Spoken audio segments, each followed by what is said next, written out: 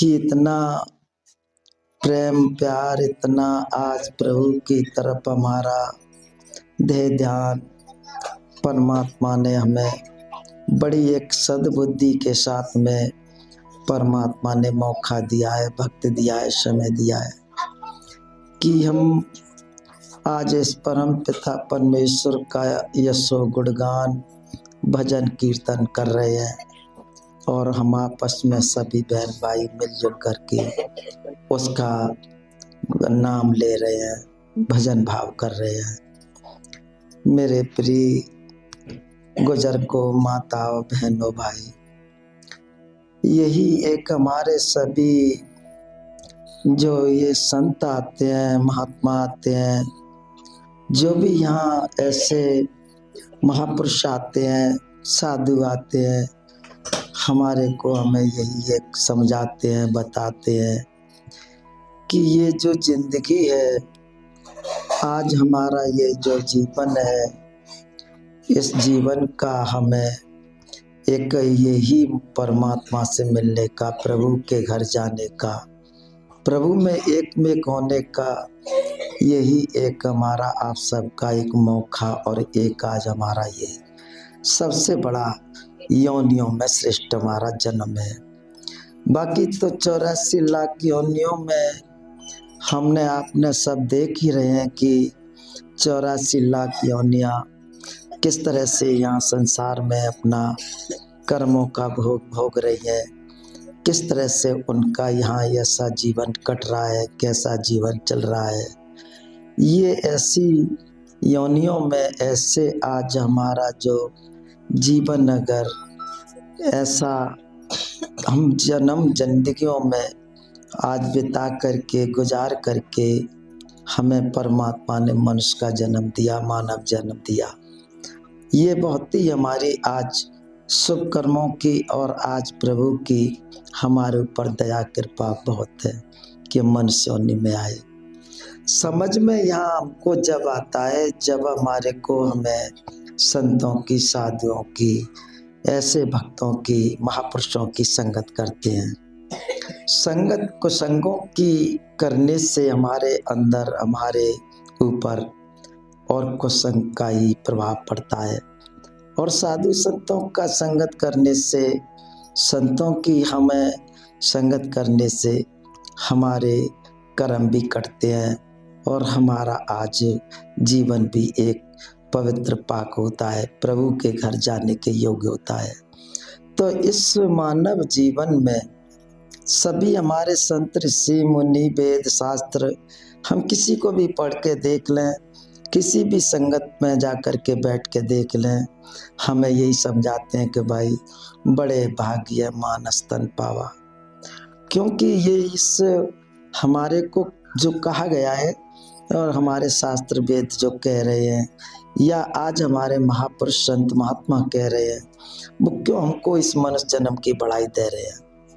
वो ऐसा क्यों कह रहे हैं कि मनुष्य का जन्म, ये संत कबीर साहब ने कहा है कि मनुष्य जन्म मिले न बारंबार, जो फल टूटे डार से फिर नहीं लागे डार।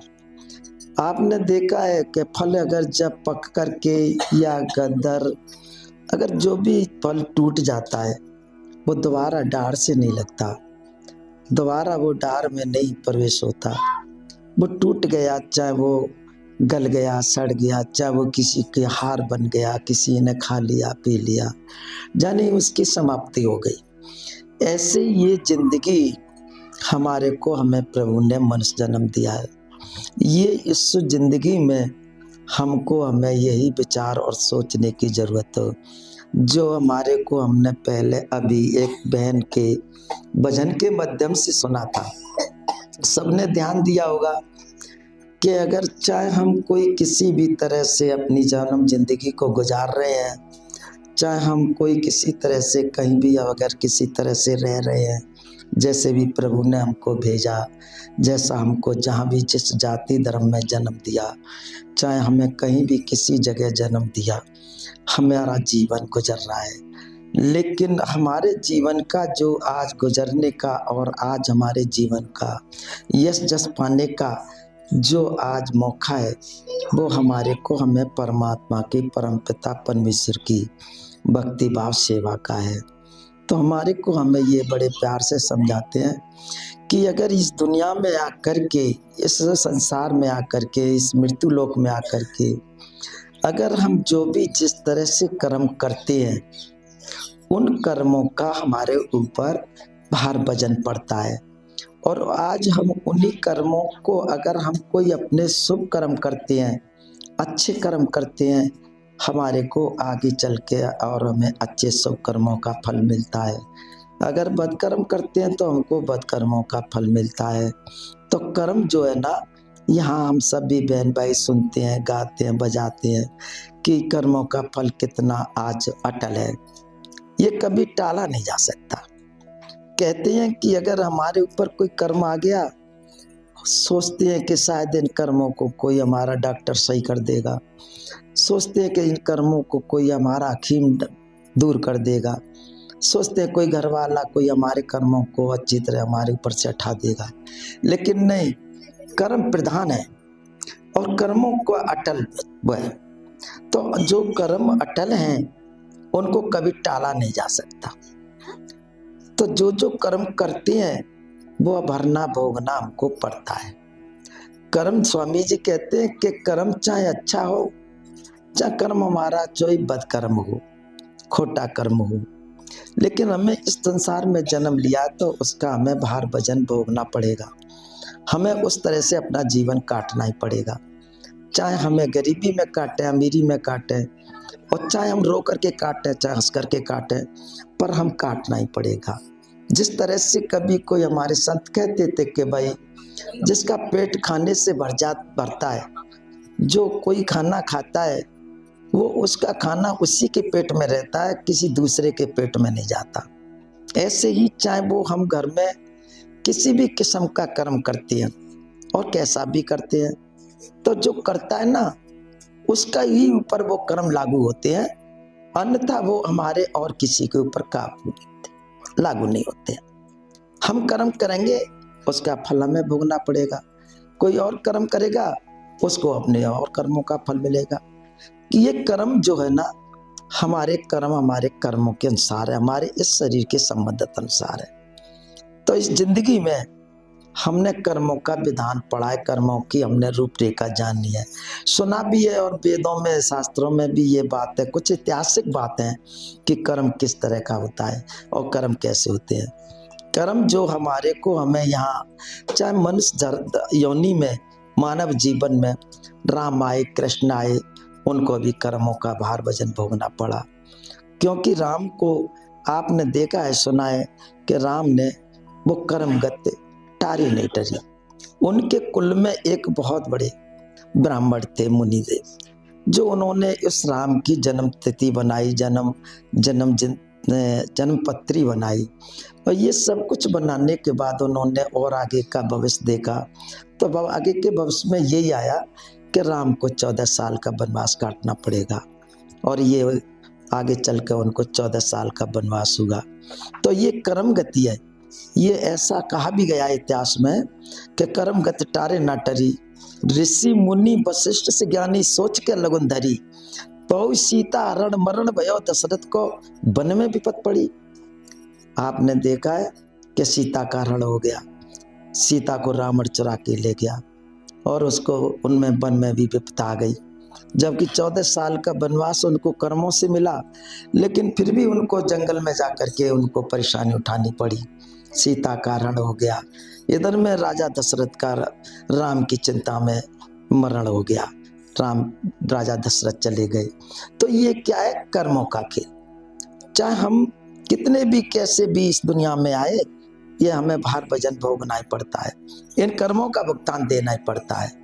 तो मेरे भाई बहनों कि आज हमारे को, हमें ये समझने का, सोचने का विषय और आज जानने का विषय कि ये मनुष्य का ये जन्म, ये मनुष्य जिंदगी हमारी 84 लाखों में से निकल के आई है। हमने इसका कभी स्कोर नहीं देखा, हमने कभी ये आइडिया नहीं लगाया, विचार नहीं किया ये जिंदगी कैसे आई, ये जिंदगी हमने कैसे पाई। हमने कभी इसको देखा नहीं, कभी हमने जाना नहीं। हमको तो हमने जन्म लिया और हमारे आगे पर्दा लगा दिया। हमने जो आगे देखा वही हमने किया, उसके आगे फिर पर्दा लगा दिया, अगर आगे वाली योनि में फिर पर्दा लगा दिया। हम कर्म तो इस दुनिया में करते आए, चाहे कोई भी योनि हो, कोई भी किसी किस्म का जन्म हो, लेकिन पर्दे पड़ते आए। और जो पर्दे पड़ते आए तो पीछे का हाल हमें मालूम नहीं कि हमने क्या किया। हमें ये नहीं पता कि हम पहले पीछे क्या थे। हम कोई राजा थे, बादशाह थे, या कोई हम कितने धनवान थे, गरीब थे, अमीर थे, ये कोई हमको नहीं पता। हमें तो ये मालूम है कि हम कहाँ आए हैं और किस जन्म लिया, कहाँ जन्म लिया है, किस जाति धर्म में जन्म लिया है। इसके अलावा पीछे हमें कोई पता नहीं। तो पहले क्या होता है कि हमारी जिंदगी इन्हीं कर्मों के अनुसार, कर्मों के इसी करनी भरनी के अनुसार हमारा जन्म प्रारब्ध बन जाता है। पहले बना प्रारब्ध, पीछे बना शरीर। संत महात्मा कहते हैं कि भाई जो जन्म तुमने भोग करके आए हो, या जो तुमने अपने जन्म में कर्म किया है, उसका प्रारब्ध बन गया। आगे जाने के लिए तुम्हारा रिजल्ट बन गया कि आगे आपने कर्म किया और किस योनि में जाओगे और क्या कर्म करोगे, ये तुम्हारा प्रारब्ध बन गया। वो हमें अभी मिलते हैं। आप हम सब बहन भाई देखते हैं कि हम अच्छे भले खाते पीते रोटी, हम रहते हुए खूब चैन चपाटे से, न जाने कब कैसे हमारे ऊपर एकदम से ऐसी आ जाती है, हम एकदम बीमार हो जाते हैं, एकदम से हमारे घर में घटना गुजर जाती है, एकदम से हम अमीर से गरीब हो जाते हैं। हमारा ऐसा क्यों होता है? यही एक हमारे प्रारब्ध कर्मों का फल है, क्योंकि हमने प्रारब्ध में जो कर्म किया है उसका रिजल्ट हमारे सामने अब आता है।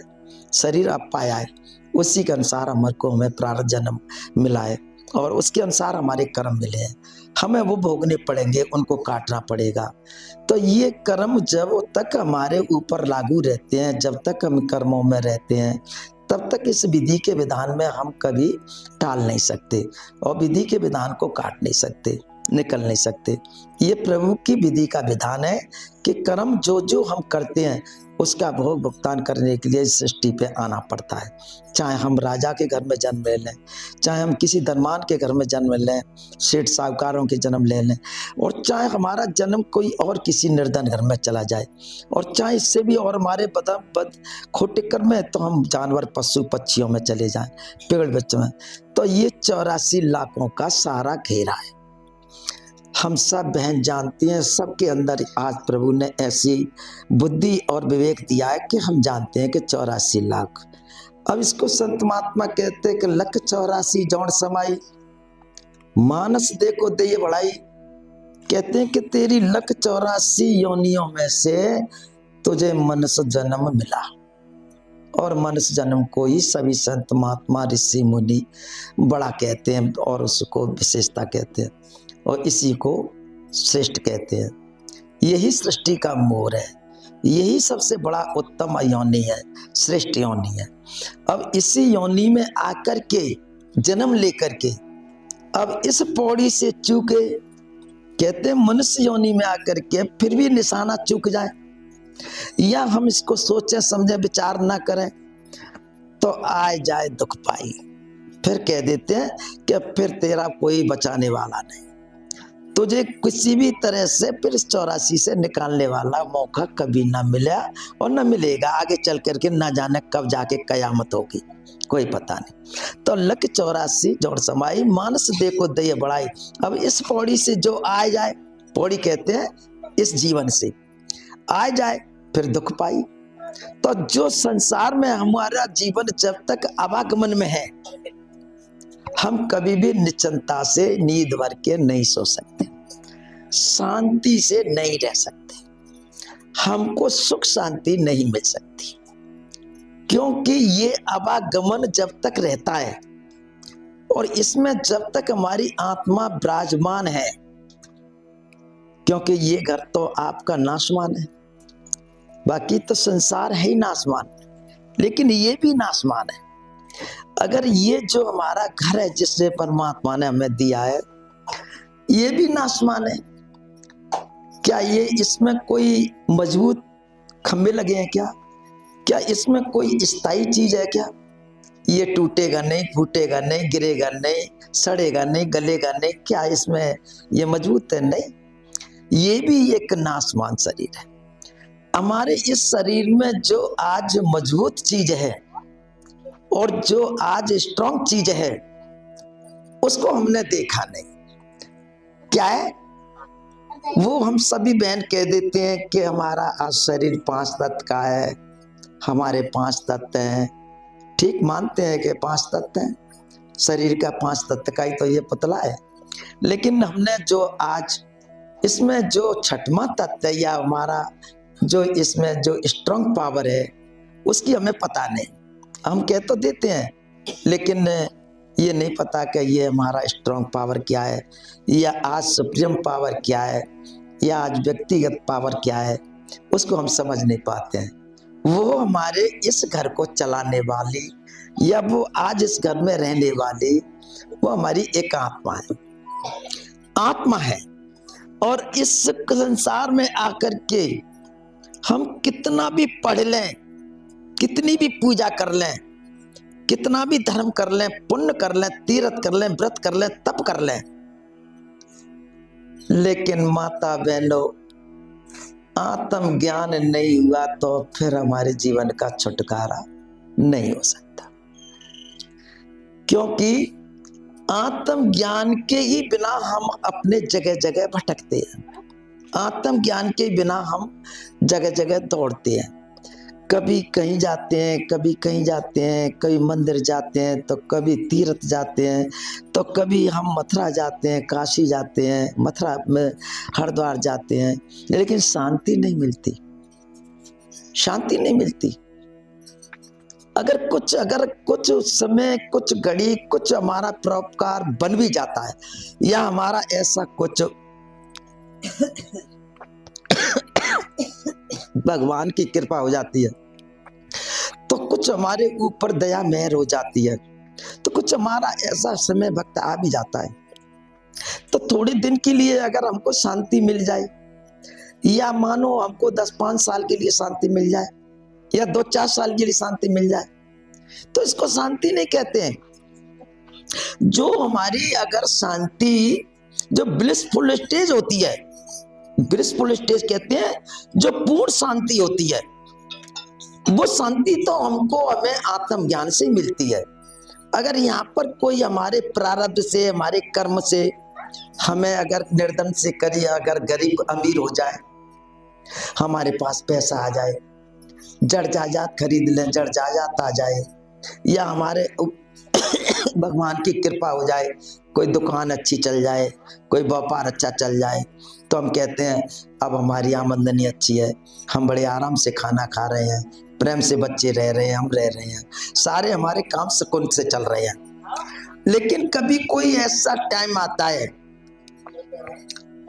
कभी कोई समय आता है, तो वो हमारा सुकून बदल जाता है, वो हमारा सुख शांति हमारे दुख में बढ़ जाती। कभी कोई सदा का सुख नहीं रहता, सदा का आराम नहीं रहता, शांति नहीं रहती।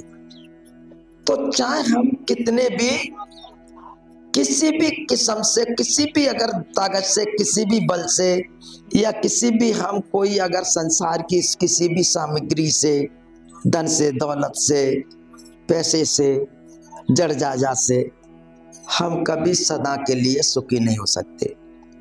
सुख तो हमारे को हमें कायम है, सुख हमने ढूंढा नहीं,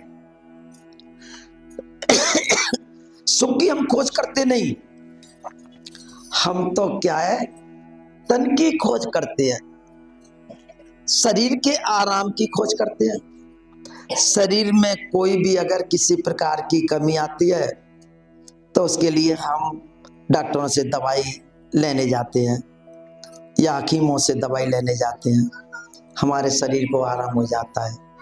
ऐसे ही हम अपनी अगर जीविका के लिए, या हम अपने शरीर को चलाने के लिए, घर परिवार को चलाने के लिए, उनके लिए हम संसार में अनेक कर्म करते हैं।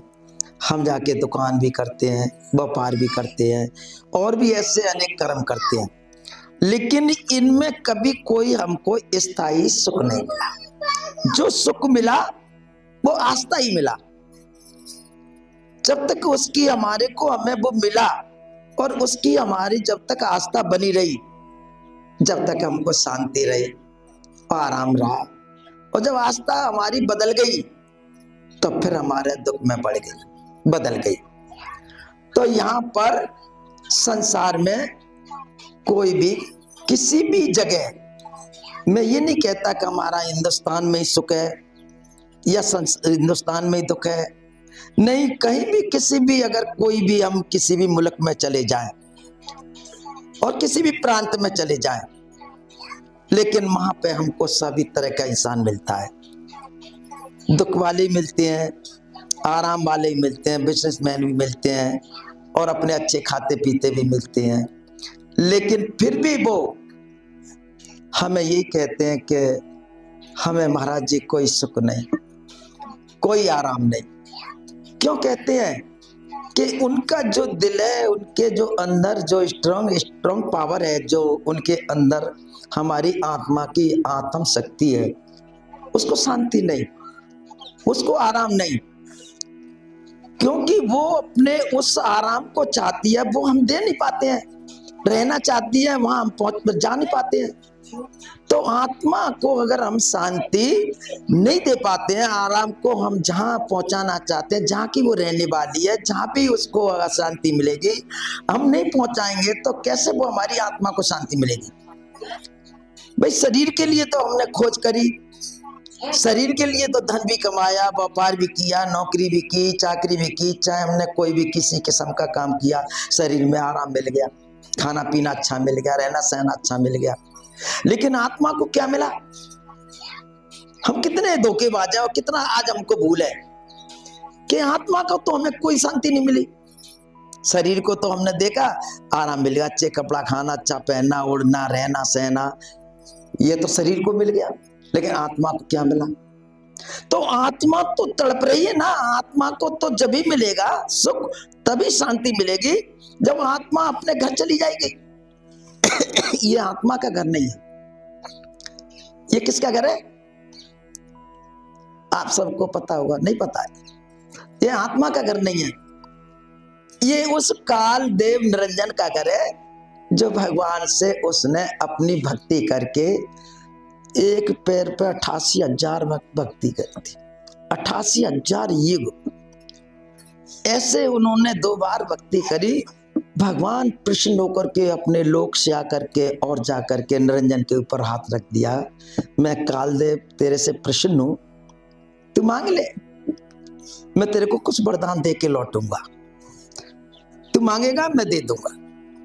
भगवान कालदेव भगवान बोले के क्या दोगे? अरे तू मांगेगा सो दे दूंगा। उन्होंने कहा कि अच्छा, मुझे जो मैं मांगूंगा दे दोगे? कहा। उन्होंने कहा ठीक है, पहले तो मुझे एक शब्द में 3 वचन दे दो, पर तू मांग ले। तो पहले वचन में उसने सारी सृष्टि की आत्माओं को मांग लिया, जैसे हम तुम सभी जीव जंतु पेड़ वृक्ष सारे जीवों को मांग लिया, पहला वचन। दूसरे वचन में कालदेव भगवान ने कहा कि मुझे दूसरा वचन दो। उन्होंने की मांग लो। उन्होंने की देखो, ये जो भी तुम्हारे अगर तुम्हारी जो आत्मा है, तुमने इनको जिंदा किया है, तुमने इनको पैदा किया है, ये तुम्हारा जो यहाँ कर्म कर रही है या कर्म करेंगी, उनको यहाँ से जाने के बाद याद ना रहे, भूल जाए। उन्होंने कहा ये भी मैंने दे दिया। और प्रभु जब तुम अगर एक तीसरा वचन और मांगा कि अगर प्रभु तुम इस दुनिया में कोई आत्मा तुम्हें बहुत तड़पे, बहुत याद करे, तो तुम इस दुनिया में आकर के कोई चमत्कार मत करना, कोई अपनी पहचान मत बताना। अगर तुमने चमत्कार कर दिया, पहचान दिखा दी, तो सारी दुनिया तुम्हारे पीछे दौड़ जाएगी, मेरा ये वनवास हो जाएगा, मेरा तो पूरा वन खाली हो जाएगा, मेरा ये सृष्टि खाली हो जाएगी।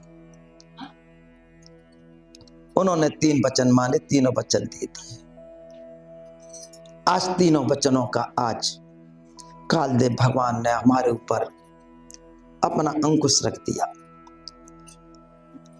यहाँ पे हमारा जो भी कर्म करते हैं, जैसा भी कर्म करते हैं, उसको हमें आग जाने के बाद याद नहीं रहती। फिर संसार में कर्म करने आ जाते हैं, फिर संसार में कर्म करके चले जाते हैं। ये आवागमन चलता ही रहता है। हमें भगवान का कोई पता नहीं। हम कहते हैं भगवान कहाँ रहते हैं, कहते हैं भगवान हरिद्वार में होंगे, काशी में होंगे, मथुरा में होंगे। हम जाते हैं वहाँ, कोई भगवान नजर नहीं आता, कोई दिखाई नहीं देता। हम किताबों में, पुस्तकों में ढूंढते हैं, गीता, महाभारत, रामायण, गीता सब में ढूंढते, कहीं नहीं मिलते भगवान। तो भगवान हमको मिले कहाँ? क्योंकि हमारे को हमें उनकी खोज तलाश मिलती नहीं। हमको हमें खुद अपने आप को पता नहीं। हमने अपनी मन की मति से, हमने अपनी युक्ति शक्ति से, हमने अपनी तीव्र बुद्धि से बहुत बड़ी तपस्या करी। जंगल में चले गए, हमने तप किए। हजारों वर्ष की उम्र थी, हमने लाखों वर्ष की हमने तपस्या करी। आखिर को हमारी तपस्या इसी लोक तक आई। काल के ऊपर, काल से ऊपर ना जा करके वो नेति नेति करके वापस लौट आई। मान की आगे कुछ नहीं है। लेकिन माता बहनों, काल ने इससे आज हमारी आंखों के ऊपर अपने ब्रज कपाट लगा दिए, किवाड़ लगा दिए, कोई नहीं जा सकता। तो ये बड़ा मुश्किल की बात हो गई। आत्मा चाहे अच्छा कर्म करके जा रही है, तपस्या करके जा रही है, पूजा करके जा रही है, लेकिन सब लौट करके वापस आ रही है। तो ये हमारे को बड़ा मुश्किल हो गया, क्योंकि ना तो भगवान की खोज मिलती है, ना भगवान की तलाश मिलती है, ना भगवान का सच्चा रास्ता मिलता है, ना मार्ग मिलता है। हम ढूंढ। तो संत महात्मा कहते हैं, भाई वस्तु कहीं ढूंढे कहीं, वो किस विद्या पे हाथ, हाथ वो जब आवे जब उसका भेदी लीजिए साथ, भेदी लीजिए साथ, वस्तु दैये लखाई, और कोट जन्म का फलता जो पल में पहुंचा जाए। इतनी बड़ी ईज, इतना बड़ा सरल रास्ता, इतना परमात्मा के घर जाने का रास्ता हमें नहीं मिलता। हम खोज करते रहते। कहां? कोई जल तीर्थ कर रहा है, कोई जंगल में तपस्या कर रहा है, कोई मंदिर में दौड़ रहा है, कोई मस्जिद में दौड़ रहा है, कोई गुरुद्वारे में दौड़ रहा है। लेकिन बहन, इस गुरुद्वारे में कोई नहीं दौड़ता। ये भगवान ने अपना गुरुद्वारा बनाया है, अपना मंदिर बनाया है। इसमें प्रभु ने 68 तीर्थ रखे हैं। परमात्मा ने इसमें पेड़ वृक्ष, अपने अंदर मकान घर सब कुछ बनाया है, लेकिन दिखाई नहीं देता। आंख बंद करते ही अंधेरा और आंख खोलते ही सवेरा। ये दुनिया तो दिखती है, लेकिन भगवान नहीं दिखते। तो हमारे को समझ में नहीं आता। सभी संत महात्मा कहते हैं, भाई है घट में पर सूझे नहीं, दिखाई नहीं देता। है घट में सूझे नहीं, नालत ऐसी जिंद, और कबरा या संसार को भया मोतिया बिंद। हम सब बहनों ने इसका एक्सपीरियंस है। सब बहन जानती हैं कि आंखों में जब काला पानी आ जाता है, मोतिया बिंद आ जाता है, हमारी आंखों में जाली पड़ जाती है। हम किस तरह से डॉक्टर की खोज करते हैं, और हम डॉक्टर के पास जाते हैं। डॉक्टर कहता है तुम्हारी आंखों में मोतिया बिंद आ गया। जब हमारा आंखों का मोतिया बिंद का ऑपरेशन कर देता है, हमारी आंखों में रोशनी आ जाती है। हमारी आंखों में ये आज लाइट आ जाती है, प्रकाश आ जाता है। हम कहते हैं वो रोशनी आ गई, प्रकाश आ गया। ऐसे ही हमारे माता बहनों भाइयों, हमारे अंदर भी भगवान का प्रकाश है, रोशनी है। हमारे अंदर भगवान का तस्वीर है, लेकिन वो हमारे अंदर है। हरि मंदिर ये शरीरा, भगवान का मंदिर कोई नहीं। हमने इसकी नकल बनाई आस्था के लिए। चाहे कहीं भी मंदिर बनाया, कितना भी अच्छा बनाया, उसको कैसे भी सुंदर बनाया, लेकिन माता बहनों ये तो भगवान ने बनाया।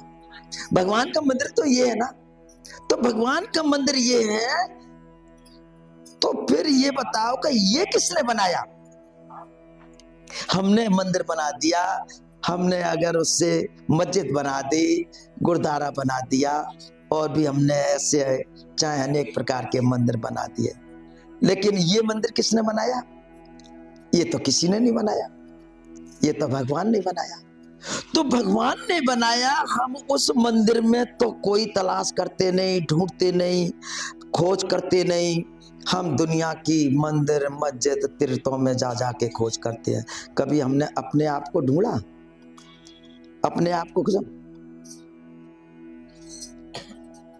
लेकिन हमने कभी अपने आप को नहीं, अपने आप को हमने कभी नहीं खोजा।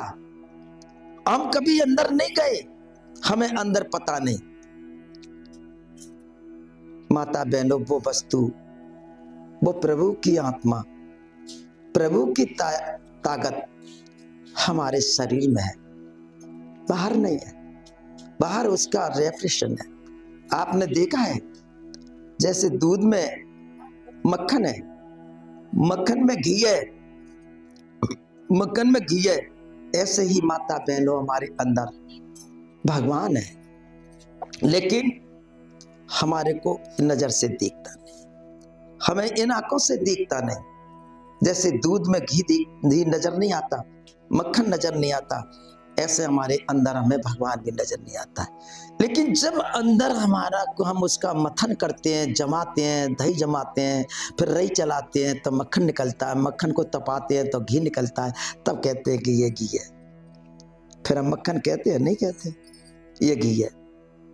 तो उसी तरह से हमारे अंदर भी भगवान है, हमारे अंदर भी वो परमपिता परमेश्वर है, जिसने आज दुनिया को बनाया, सृष्टि को रचाया, सृष्टि को बनाया, हमको बनाया, सारी पूरी दुनिया को परमात्मा ने बनाया। वो परमात्मा सारी दुनिया को बना के हमारे अंदर बैठ गया, लेकिन हमें कोई पता नहीं। हमारी तो जिधर ध्यान उठ जाए, जिधर मन में आ जाए, जितने हमारे को ध्यान आ जाए, उधर ही चल देते हैं।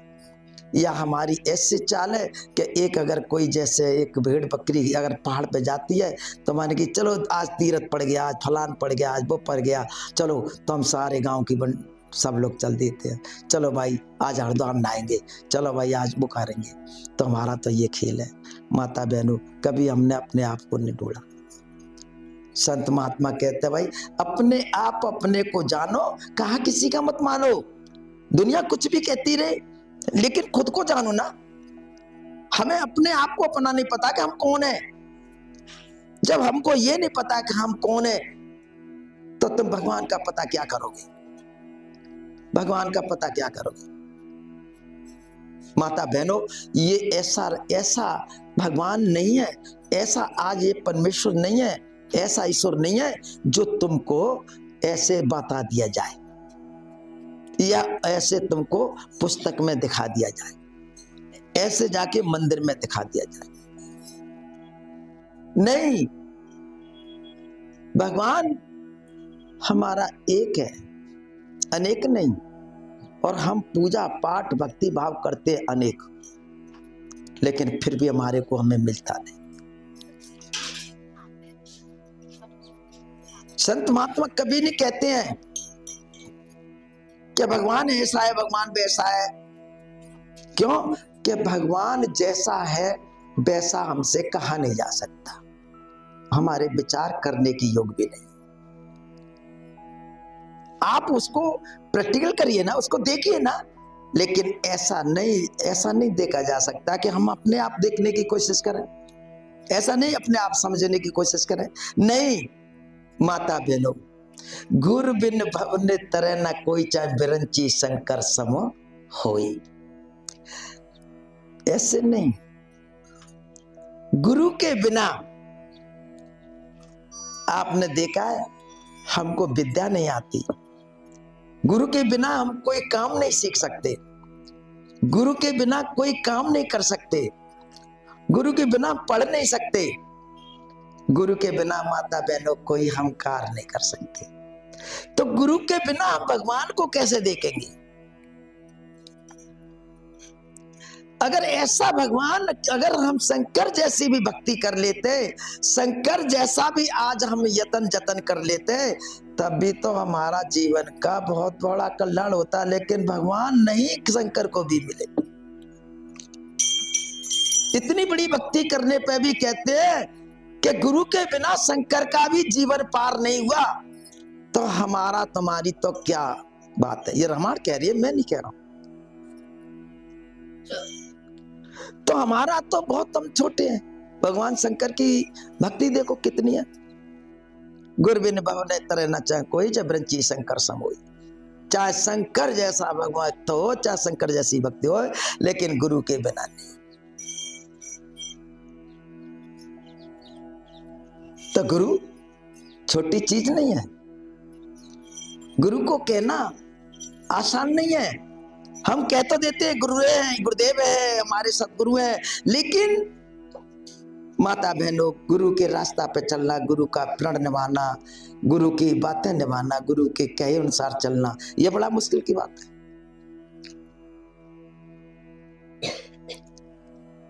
नाम के लिए तो गुरु कर लेते हैं, क्या गुरु बना लिए मैंने, गुरु है, अब क्या मेरा जीवन पार हो जाएगा, मेरा जीवन पार लग जाएगा, चले जाएगा। लेकिन नहीं बहन, ऐसा नहीं होता है।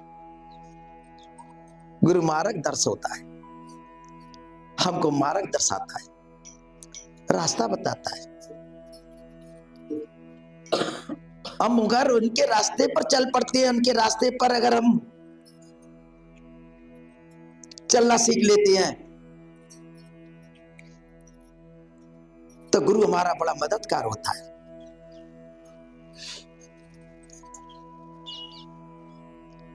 और अगर हम मन के कहने पर चलती है तो हमारे काम बिगड़ जाते हैं।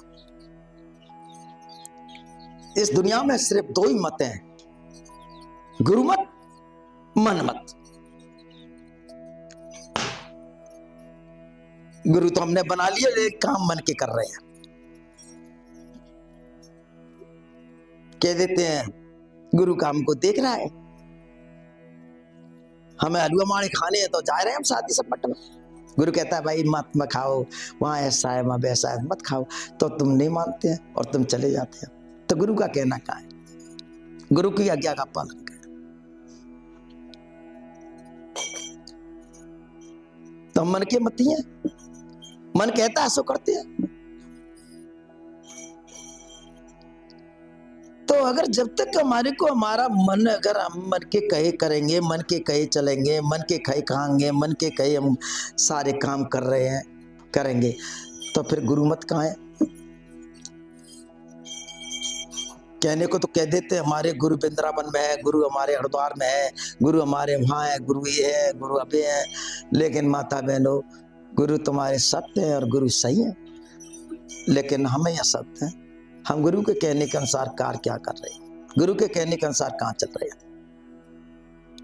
हम मन के कहे चल रहे हैं। अगर गुरु के कहने के अनुसार चले और गुरु की आज्ञा का पालन चले, माता बहनों, तुम्हें तीन लोक में डर नहीं है किसी बात का। गुरु को सर पे बिठाकर,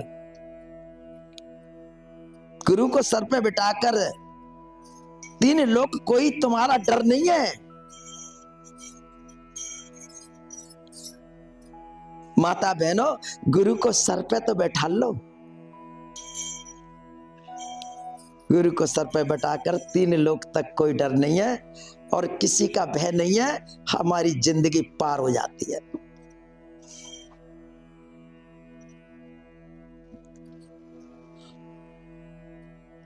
तो माता बहनों, गुरु बहुत बड़ी चीज है, लेकिन कहना आसान है। कहना आसान है कि हमने गुरु कर लिए, गुरु हमने बना लिए, लेकिन गुरु का प्रण निभाना और गुरु के कहने के अनुसार चलना, यह बड़ी मुश्किल की बात है। हम मन के मति चलते हैं, और जब मन के मति के कहने के अनुसार, मन की मति के करने के अनुसार जब कष्ट आता है, जब कहते हैं गुरुजी तुमने हमको देखा नहीं, मेरे ऊपर तो बहुत मुसीबत आ गई, मेरे घर में तो दुनिया भर का नुकसान हो गया, मेरे घर में ये हो गया, मेरा घर अच्छा नहीं, मेरे घर में बिजनेस गिर गई, जे गिर गया, जे नुकसान हो गया, वो नुकसान हो गया। हमारे गुरुदेव जी कहा करते थे, एक इंग्लिश में सेंटेंस था कि our mind is a bad master, good servant. Our mind is bad master, यानी मन हमारा बहुत ही एक मददगार है। अगर गुरु जी के कहने में चलते हैं तो हमारा नुकसान है, लेकिन जब अगर ये हमारे कहने में आ जाता है तो बड़ा मददगार है। जब फिर हमारे कहते हैं कि तुझे ये करना है, तुझे ये करना है, तो करता है। लेकिन हम खुद उसके मन के कहने में चलते हैं, तो मन के कहने में चलेंगे तो काम कहां से बनेगा हमारा। ये मन तो हमको कहां जाने कौन सी फांसी पर लटका देता है, मन जाने कहां हमको क्या डुला देता है, मन हमसे क्या पाप करा देता है, मन जाने हमको कहां डुला देता है, कितने गलत काम करा देता है, चोरी चपाटी करा देता है, झूठ सच बुलवा देता है। तो जब तक हम मन के कहने पर चल रहे हैं ना, तब तक ये कार्य हमारे हो रहे हैं। अगर जब मन हमारे कहने में आ जाए ना, तो फिर बिल्कुल ही हमसे गलती नहीं होगी और हमारा गुरु मदद करेगा, हमारे कहने में चलेगा। हम कहेंगे खाना खा तो खाएगा, हम कहेंगे चल मेरे साथ तो चलेगा, मददगार होता है। लेकिन वो हम उसके कहने में चलते हैं, हम मन के कहने में चलते हैं। तो मन बड़ा बैरी है घट में, कोई बैरी नहीं है यहाँ पे, सब हमारे मित्र हैं, सब भगवान की आत्मा है, सबको प्यार करना चाहिए, प्रेम करना चाहिए। लेकिन यहाँ तो हम दुश्मनी करते हैं, हम कहते हैं जैसे हैं जो वैसे हैं, हम लड़ाई करना शुरू कर देते हैं, प्रेम कहाँ करते हैं। मन बड़ा बैरी है घट में, इसको जीतना कठिना। अगर जब इसको जीत जाओ तो चढ़ा दो तुम सूरत को गगना। जब तुम मन को जीत जाओगे ना, तुम्हारी सूरत आत्मा भगवान के घर में चली जाएगी। भगवान का घर कहाँ पता है आपको? भगवान का कोई मंदिर मस्जिद में तो नहीं है, भगवान का घर हमारे इसी हरि मंदिर में और हमारी आंखों के ऊपर है। हमारी आंखों के ऊपर है भगवान के घर, पर हमने कभी तलाशा खोजा? कभी नहीं खोजा। हमारे इन्हीं आंखों के नीचे के हमारे जो ये आज नीचे के चक्र है, इसके 9 दरवाजे हैं, इनमें भगवान नहीं रहता, इनमें भगवान की रेप्रेशन है।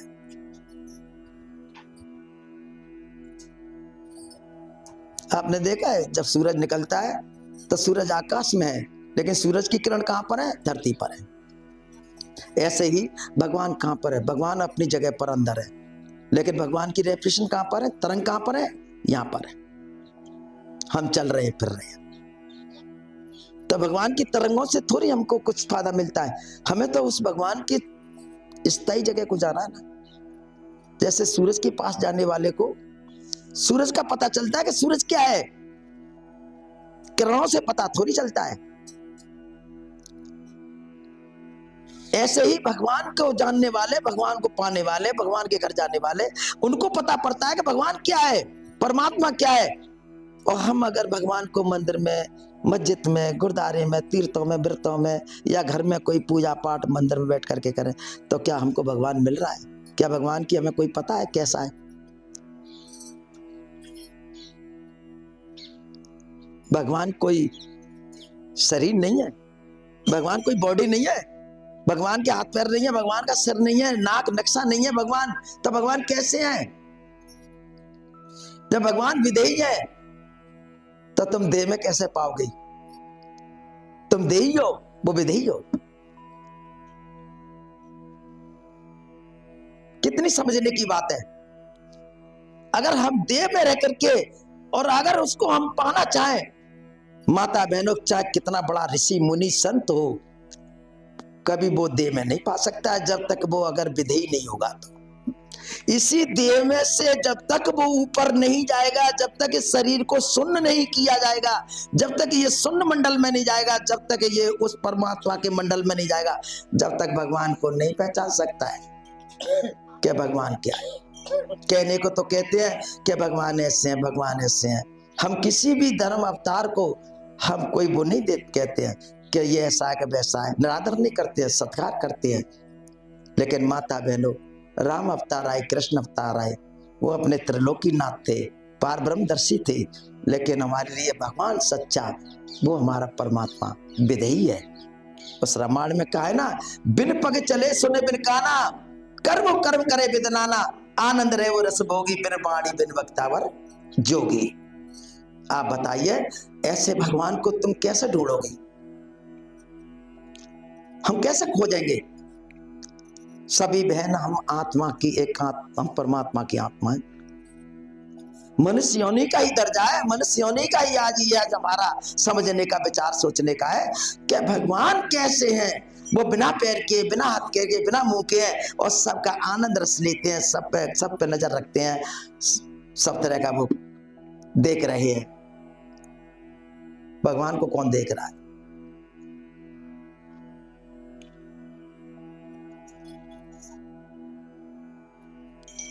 संत महात्मा कहते हैं, जो दिखे सो है नहीं, है सो दिखे नहीं, वो है जैसा तैसा कह कबीर विचार।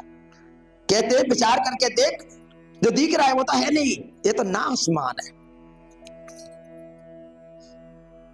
और है वो दिख नहीं रहा है। वो है जैसा तैसा कहे कबीर विचार। विचार करके देख ले कैसा है। तो बहन, हम जब तक अपने आत्म प्रभाव को नहीं जानेंगे, आत्म शक्ति को नहीं जानेंगे, हमको जब तक आत्म ज्ञान नहीं मिलेगा, हम जब तक भगवान को नहीं देख सकते, सच्चे भगवान को नहीं देख सकते। वैसे राम को देखो, कृष्ण को देखो, उनकी लीला देखो, और भी देखो, शंकर को देखो, काऊ को, किसी भी देवता को देखो, हम देख सकते हैं, लेकिन भगवान को, सच्चे को नहीं देख सकते हैं। भगवान एक हमारा शब्द वाणी है, भगवान एक शब्द है, और उस शब्द का नाम है अनहद शब्द, बेहद का। और बाकी ये सारी दुनिया हद की है। अब बेहद की चीज में तो हम जब तक बेहद में नहीं जाएंगे, हमें भगवान नजर नहीं आएंगे। तो बेहद क्या है? हमारी आत्मा की है। आत्मा कहाँ की है? बेहद की। जब तक बहन हम अपनी आत्मा को नहीं देख सकते, हम परमात्मा को नहीं देख सकते, परमात्मा को नहीं देख सकते। हम पहले आत्मा को देखें,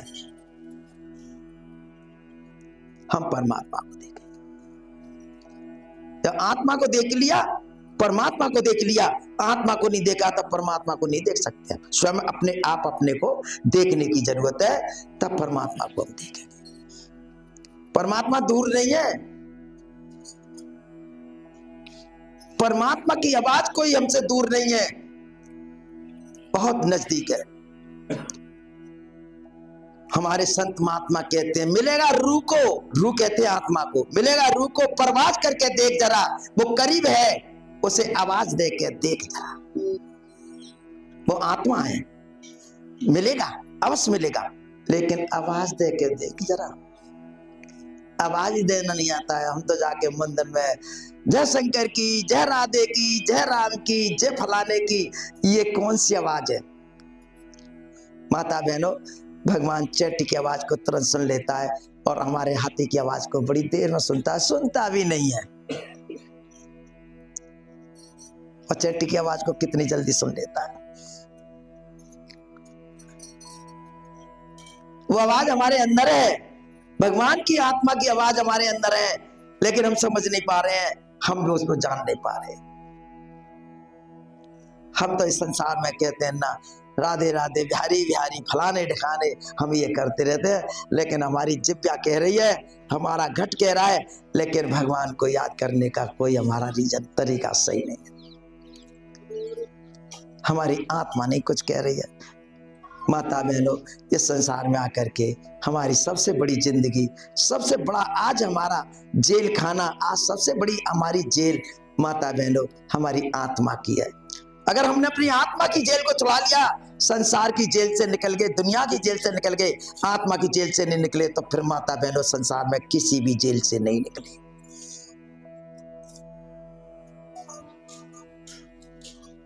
तो माता बहनों, मेरा आज कहने का भाव यह है, यही विचार है। मैं आपको आज यही आपके चरणों में विनती करता जा रहा हूं कि बामी कूटे बाबरे श्याप न मारा जाए, जब बामी कावा न डसे सर्प सबन को खाए। अगर सर्प अगर बामी में बैठा है और तुम उसमें डंडा मार रहे हो बामी में, तो बामी सर्प में बैठा है, वो कभी नहीं मरेगा। माता बहनों, जब बामी किसी को नहीं डस रही है, अरे सर्प खा रहा है, ऐसे शरीर को धुन रहे हैं, शरीर को कष्ट दे रहे हैं, सुबह से शाम तक खाना नहीं खा रहे हैं, और आज हमारे अंदर सर्प बैठा है। कौन? ये मन रूपी पापी, जे आज हमें सब कोई खा जा रहा है। इससे तो हमने मारा ही नहीं, शरीर को धुन धुन करके हम चूरन करे डाल रहे हैं। ये करना, ये करना, वो करना, जी करना।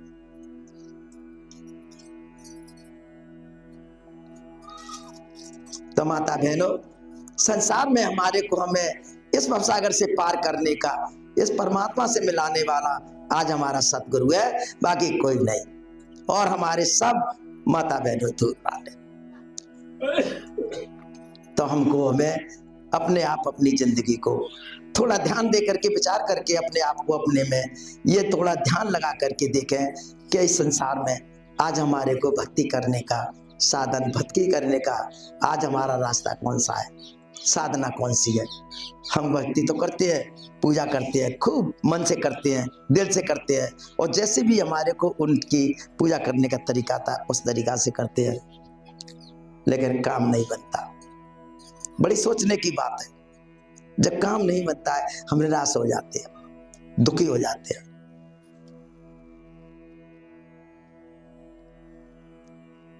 तो हमको, हमें, मैं आप यही कहना चाहता हूं कि आप अपनी जिंदगी को किसी चीज को मत जा देखो, ना किसी चीज पर नजर डालो, ना आप किसी की तरफ ख्याल करो, विचार करो। आप अपने को ध्यान दो ना, अपने आप अपने पे विचार डालो, अपने आप को जानो। जब हमने अपने आप अपनी जिंदगी को देखा, ये हम देखेंगे तो समझ में आएगा कि नहीं, भगवान का भजन, भक्ति भाव हमारी ये है। हम अपने आप को नहीं देख पा रहे हैं।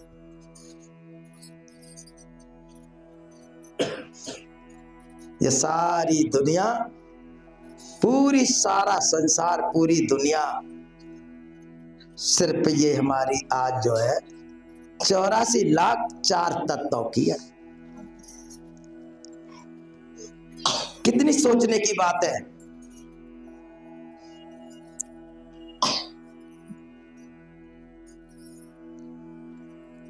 कभी हम विचार करके देखें, कभी के दिल में बसा के देखें कि ये 84 लाख क्या है, और हम कह देते हैं कि 84 लाखों में आज हमारा जीवन सबसे बढ़िया, अच्छा है, लेकिन फिर भी हम इस दुनिया में भूल जाते हैं। तो माता बहनों, हम अपने 84 के अगर नक्शा को अपने सामने रखेंगे तो समझ में जी आएगी कि हमको, हमें ये पूजा नहीं करनी, ये पूजा नहीं करनी, वो पूजा नहीं करनी, तो हमें पूजा फिर किसकी करनी। जब एक दूसरा, एक तत्व हमारा एक दूसरे में विलीन हो जाता है, और हमारा जब ये भी अगर जीवन हमारा इसमें माया में चला जाता है, माया में विशुद्ध हो जाता है, तो फिर हमारा क्या रह जाता है। तो सारी दुनिया एकदम विलीन है, मट्टी मट्टी में, पानी पानी में, अग्नि अग्नि में, वायु वायु में, आकाश आकाश में, फिर क्या रह गया। 5 तत्वों में से हमारी आत्मा रह गई। तो उस आत्मा को देखना चाहिए। आत्म से परमात्म, परमात्म से आत्म, जन गुरु विचार। तो माता बहनों, संसार में दुख सुख तो तुम्हारा जोड़ा है। दुख सुख तो आया है और आता रहता है, सुख आता है, दुख आता है, दुख आता है, सुख आता है। संसार में कभी कोई किसी का दुख नहीं। ये आप अपने दिल में, मन में विचार करो। हम अपनी धर्म बेटी को, हमारे यहाँ जन्म लेती है, हमने खूब देखा है कि जिसके घर में बेटी होती है, जिस घर में बेटी जन्म लेती है, अगर उस बेटी की अगर हम शादी नहीं करते और उसको कहते बेटी तेरे को आज मैं जो है ना इतना बड़ा महल बना के दे दूंगा, या इतना धन दे दूंगा, इतनी दौलत दे दूंगा, लेकिन शादी नहीं होगी, तो बेटी के मन की खुशी कभी नहीं होगी, कभी नहीं होगी। बेटी अपनी ससुराल में खुश रहेगी, बेटी अपने पति के ही घर जाकर के खुश रहेगी। तो ये आत्मा को तुम दुनिया की अमानत दे दो, धन दे दो, दौलत दे दो, राजमहल दे दो, कितना भी अगर इसको धन दौलत दे दो, लेकिन जब तक ये परमात्मा के घर नहीं जाएगी तब तक ये खुश नहीं होगी। आज मेरा यही आप लोगों की चरणों में प्रार्थना है कि आत्मा को खुश करना है तो आत्मा को परमात्मा से मिलाना जरूरी है। मीरा जी कहती थी, हे प्रभु, मैंने महल छोड़ा, त्योहारे छोड़े, धन छोड़ा, घर छोड़ा, मैंने, मेरे पति भी चले गए, पति भी छोड़े, मैंने घर देवर जेठ सारे छोड़ दिए, प्रभु अब मुझे तो परमात्मा की जरूरत है। जब भगवान के लिए वो निकल पड़ी और जब भगवान उनको मिल गए तो कहती है कि प्रभु मैं भई रे सदा सागिन, अब मैं एक साग नहीं, मैं सदा के लिए सागिन हो गई। अब तक मेरे साग बने बिगड़े, लेकिन अब मैं सदा के लिए सागिन हो गई। मैं भई रे सदा सागिन, बर पायो मैंने अविनाशी। मैंने बर कौन सा पाया? अविनाशी, आत्मा परमात्मा का बर मिल गया, मैं सदा के लिए सुखी हो गई। माता बहनों, ऐसा ही सुख हमारे जीवन का सुख है और आज सुप्रीम सुख है और आज वो हमारा बहुत ही स्ट्रॉन्ग सुख है। और माता बहनों, यहाँ तो संसार में चंद रोज के सुख है, हाल बदल जाते हैं, हाल सुखी हो जाते हैं, हाल दुखी हो जाते हैं। हमारा जीवन चराचर है, आता है और जाता है। इसी से आप अपने जीवन को पार करो और ऐसे संत महात्मा की चलो में जाकर के रास्ता मार्ग ढूंढो जो हम कार्य को परमात्मा का सच्चा रास्ता दिखा दे। बस मैं आज इसी के साथ ये वाणी विराम दे रहा हूँ। बोलिए सतगुरुदेव महाराज की जय। प्यार से कहो गुरु तेरा ही सारा।